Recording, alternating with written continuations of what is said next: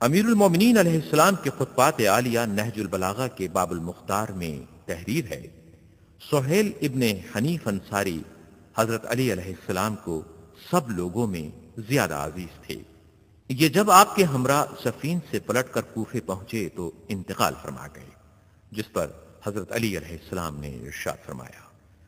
اگر پہاڑ بھی مجھے دوست رکھے گا تو وہ بھی ریزہ ریزہ ہو جائے گا۔ سید رضی نے حضرت علی علیہ السلام کے اس قول کی تشریح یوں کی ہے کہ چونکہ اس کی آزمائش کڑی اور سخت ہوتی ہے، اس لیے مصیبتیں اس کی طرف لپک کر بڑھتی ہیں، اور ایسی آزمائش انہی لوگوں کی ہوتی ہے جو پرہیزگار، نیکوکار، منتخب اور برگزیدہ ہوتے ہیں۔ اور ایسا ہی آپ کا دوسرا ارشاد ہے: جو ہم اہل بیت سے محبت کرے اسے جامہ فقر پہننے کے لیے آمادہ رہنا چاہیے۔